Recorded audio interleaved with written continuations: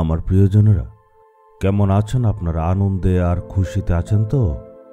প্রভুতে আজকে আপনারা আনন্দে আছেন নাকি কষ্টে আছেন, নাকি দুঃখ, দুশ্চিন্তা, উদাসীনতায় আছেন? দুজন ঘনিষ্ঠ বন্ধু ছিল। ওরা সবসময় একসাথে ঘোরাঘুরি করত, ওয়াকিং করত, একসাথে খাওয়া দাওয়া করত, ঘোরাঘুরি একসাথেই করত, যে কোনো জায়গায় একসাথে যেত আর আসতো। তাদের আশেপাশে যারা ছিল তারা তাদের বন্ধুত্ব দেখে আশ্চর্য হয়ে যেত। কিন্তু একদিন হঠাৎ তারা দেখল তাদের বন্ধুত্বের মধ্যে একটা দূরত্ব ছিল। একজন একজনের সাথে বেশি একটা কথা বলতো না, দেখা হলে শুধু কেমন আছো, ভালো আছো, এতটুকুই। তারা আর আগের মতো কথা বলতো না। জিজ্ঞেস করা হলো, কি হয়েছে, আপনারা কত বন্ধু ছিলেন? তখন এক বন্ধু বলল, আমার ওই বন্ধু অনেক খারাপ কাজ একটা করেছে, আর সেই কাজের জন্যই আমি অপমানিত হয়েছিলাম। আমার নামকে অপমানিত করেছে, তাই বন্ধুত্ব শেষ। আমি আর তার সাথে বন্ধুত্ব রাখতে পারবো না। এত ভরসা আমি করেছিলাম, আমি তো ঠিকই বন্ধুত্ব করেছিলাম, কিন্তু সে আমার সাথে বিশ্বাসঘাতকতা করলো। আমাদের বন্ধুত্বর মাঝে সে এমন একটা জিনিসকে আনলো, আমি ভাবতেও পারিনি। আমার বিরুদ্ধে সে অনেক কাজ করেছে, একটা খারাপ কাজও করেছে, তাই আমরা আলাদা হয়ে গেছি। তাই বন্ধুত্বে বাধা চলে এসছে। একইভাবে আমরাও সিদ্ধান্ত নিয়েছি যাতে প্রভুর যিশুর সাথে আমরা চলবো সব সময়।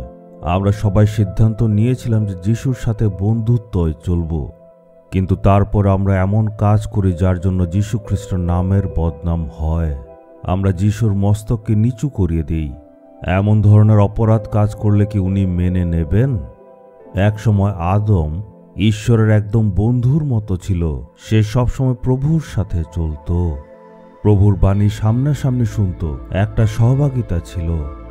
কিন্তু একবার ঈশ্বরের বিরুদ্ধে সে কাজ করল। সে বলল, আমি ঈশ্বরের বিরুদ্ধে কাজ করেছি, তাই আমি উনার সামনে আসার যোগ্য নই। আজকে হয়তো আপনিও ঈশ্বরের চরণের সামনে যেতে পারছেন না, কারণ হচ্ছে আপনি নিশ্চয় প্রভুর বিরুদ্ধে কিছু একটা করেছেন। এই জন্য আপনার মন আপনাকে দোষী দোষী ভাব করায়। কিন্তু প্রভু কি বলছেন আমরা দেখব হোশিয়া 14:4 আমি তাদের বিপদ গমনের রোগ প্রতিকার করব এবং স্বতঃস্ফূর্তভাবে তাদের ভালোবাসব। প্রভু যিশু স্বতঃস্ফূর্তভাবে আমাদের প্রেম করেন। এই জন্য উনি বলে যে এই ব্যক্তিটা আমার ইচ্ছার বিরুদ্ধে কাজ করেছে, কিন্তু আমি তার বিপদ গমনের রোগকে প্রতিকার করব আর তাকে ভালোবাসব। আপনাকে উনি বলছেন, আমি সম্পূর্ণ মন দিয়ে তোমায় প্রেম করব। তুমি তো আমার প্রিয় একজন সন্তান ছিলে, ভালোবাসতাম, কিন্তু এখন তুমি বিপদগামী হয়েছ। তুমি এখন নিজের ইচ্ছা মতো চলছো, তোমার চাল চলন একদমই ঠিক নয়। তাই আমি দুঃখে আছি, কিন্তু ঘৃণা করি না। আমি স্বতঃস্ফূর্তভাবে তোমায় ভালোবাসব। প্রভু বলেন, শুধুমাত্র বলার জন্য নয়, শুধু মানুষকে দেখানোর জন্য নয়, আমি স্বতঃস্ফূর্তভাবে তোমাকে প্রেম করব, আমি তোমায় ভালোবাসব। আপনি বলতে পারেন, প্রভু আমি তো আপনার বিরুদ্ধে কাজ করেছি। তখন ঈশ্বর বলবেন, কিছু না, আমি তোমায় সুস্থ করে দেব। ঈশ্বর আমাদের অপরাধকে দূর করে দেন, আমাদের সব রকম খারাপ কাজকে উনি মুছে দেন, আর উনি নিজের ঐশ্বরীয় প্রেমকে আমাদের দেখান। আজকে ঈশ্বর থেকে আপনি কেন দূরে আছেন? মন খুলে বলুন, প্রভু আমি জীবনে কিছু খারাপ কাজ করেছি, আজ আপনার চরণে এসেছি।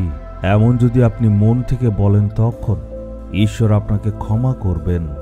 প্রভু বলেন যে আমি নিজের প্রেমকে প্রকাশ করার জন্য নিজের প্রাণ ক্রুশে দিয়েছিলাম। তোমার সকল অপরাধগুলিকে দূর করার জন্য, তোমার পাপকে ক্ষমা করার জন্য আমি এসেছিলাম। আজ প্রভুর কাছে আসুন আর নিজেকে অর্পণ করে দিন। হে প্রভু, আপনি আমাকে ভালোবাসেন, আপনি আমাকে অনেক বেশি প্রেম করেন। সেই প্রেমকে আমি হারাতে চাই না, তাই অর্পণ করছি। হে প্রভু, আমাকে আজ পরীক্ষা করে দেখুন, আপনি আমাকে সুস্থ করুন আর আমাকে আপনার পথে চালান। আমার যত অধর্ম কাজগুলি সব আপনি দূর করে দিন আর আপনার সে অবিচল প্রেম দিয়ে আমাকে আবার গ্রহণ করুন। এই প্রার্থনা প্রভু যিশুর নামে আমি চাইলাম। Amen, amen.